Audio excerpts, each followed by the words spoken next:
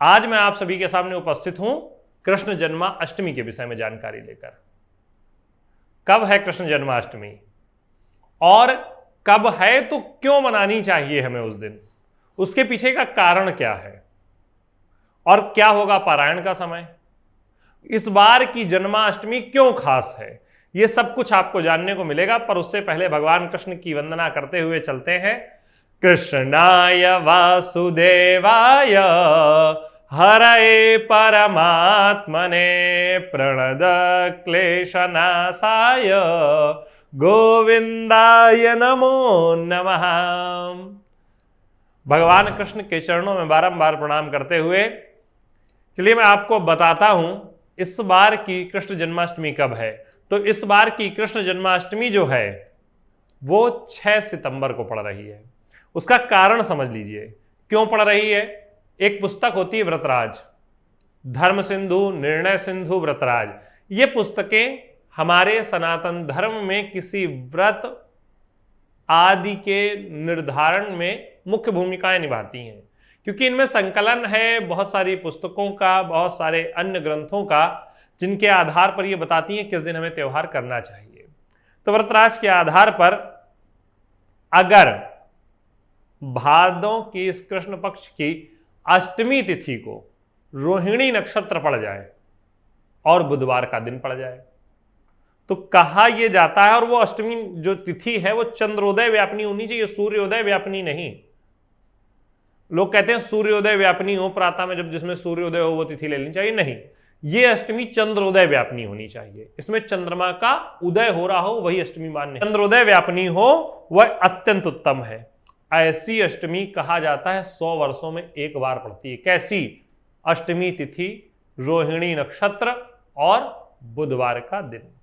इस बार ऐसा संयोग पड़ रहा है 6 तारीख को, अष्टमी तिथि, रोहिणी नक्षत्र और बुधवार का दिन। इसी दिन जन्मोत्सव मनाना चाहिए। अब क्यों मनाना चाहिए? क्योंकि विष्णु रहस्य में उसके आधार पर अगर बात कर ली जाए, किसी अष्टमी तिथि को जो जन्माष्टमी होती है उसमें अगर एक मुहूर्त भर का भी रोहिणी नक्षत्र मिल जाए तो कहते हैं उसी दिन भगवान के जन्मोत्सव का पूजन कर लेना चाहिए, व्रत कर लेना चाहिए, महाफल मिलता है।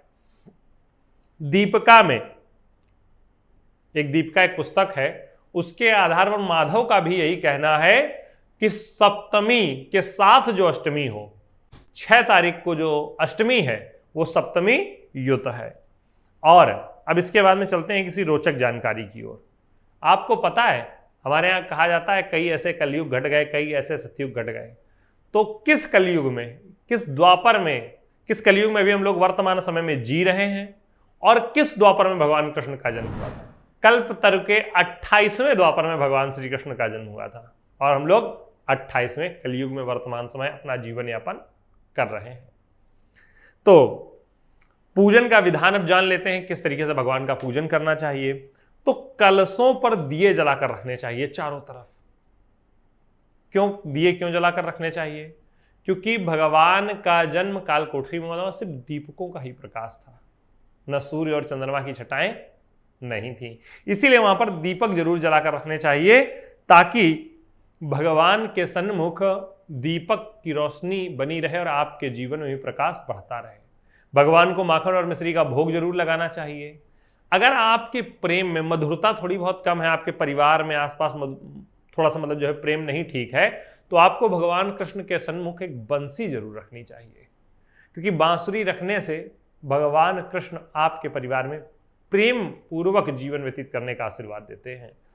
अब पारायण कब करना चाहिए? ये तो हो गया व्रत कि इस दिन व्रत करना चाहिए। पारायण कब करना चाहिए? तो पारायण का जो नियम है ये अग्नि पुराण के आधार पर है।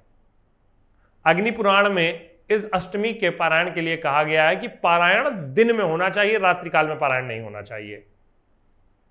या तो नक्षत्र समाप्त हो रहा हो, नक्षत्र की समाप्ति का मान करके आप जो है पारायण कर सकते हैं, और या तो तिथि का। तो अष्टमी तिथि समाप्त हो रही है रात में 7:51 कब? 7 तारीख को। तो रात हो जाएगी तो पारायण कर नहीं सकते हैं उसमें। अब पारायण करना कब है? तो पारायण करना है 7 तारीख को रोहिणी नक्षत्र समाप्त हो रहा है 3:15 पर। तो आप 7 तारीख को 3:15 के बाद, मेरा मानना यह है कि 3:20 के बाद करिए। क्यों? क्योंकि ये जो मैं समय बता रहा हूं ये बनारस के स्टैंडर्ड टाइम के हिसाब से बता रहा हूं। अलग जगहों पर अलग अलग समय होगा, हर जगह का देशांतर जो है अलग है, तो इस कारण से समय का मान अलग अलग होगा। तो एक स्टैंडर्ड टाइम ले लीजिए 5 मिनट का और एक्स्ट्रा, और जो है 3:20 के बाद 7 तारीख को आप पारायण कर सकते हैं। 6 तारीख को व्रत रहना और 7 तारीख को पारायण करना है। तो ये था जन्माष्टमी से जुड़ी हुई जानकारी का वीडियो।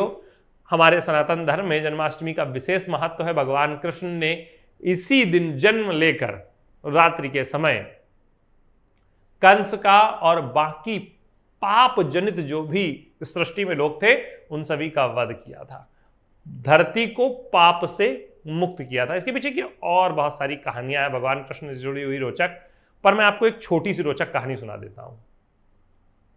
कहा जाता है, जैसे वर्तमान समय पर आप देखते होंगे इस देश ने परमाणु प्रयोग कर लिया, उस देश ने परमाणु प्रयोग कर लिया, ऐसे ही द्वापर में जब पृथ्वी ने भगवान विष्णु से प्रार्थना की कि मेरा वजन जो है, भार जो है बहुत बढ़ गया है, वर्तमान समय में भार बढ़ा हुआ है, कोई ये बम बना ले रहा है, कोई वो बम बना ले रहा है, ऐसे ही पृथ्वी ने भगवान श्री कृष्ण से प्रार्थना की कि मेरे ऊपर भार बहुत बढ़ गया है, बहुत हथियार जो है मेरे आसपास एकत्रित हो गए हैं, तो इनको कम करने के लिए क्या किया जाए। तब भगवान कृष्ण ने जन्म लिया और जो भी दुष्ट आत्माएं थी उनका संहार करने के बाद महाभारत युद्ध की रचना की, जिसमें जितने भी दिव्यास्त्रधारी थे और वो उसका गलत प्रयोग कर सकते थे उन सभी को समाप्त किया। इसीलिए महाभारत की रचना हुई थी, इसीलिए महाभारत युद्ध हुआ था, ताकि सारे दिव्यास्त्रों को नष्ट किया जा सके। जैसे वर्तमान समय पे आवश्यकता है, सारे परमाणु हट जाने चाहिए, सारे बड़े बड़े जो इतने भीषण तरीके के भीवत्स जो है ऐसे हथियार हैं, ऐसे औजार हैं जो मानव जाति के लिए ही संकट का विषय है। फिर एक क्षण भगवान कृष्ण का कभी जन्म होगा, भगवान विष्णु के अगले अवतार में इस सृष्टि का इसी प्रकार से उद्धार होगा और ये सब जो बुरी चीजें हैं जो मानव जाति के लिए नुकसानदायक हैं उन सभी का समापन किया जाएगा। भगवान कृष्ण के चरणों में कोटि कोटि प्रणाम और आप सभी को इस पावन जन्माष्टमी की हार्दिक शुभकामनाएं। अगर आप हमसे जुड़ना चाहते हैं तो हमारे चैनल को सब्सक्राइब कर लीजिए। पुनः किसी नई जानकारी के साथ आप सभी के सामने उपस्थित रहूंगा। राधे राधे।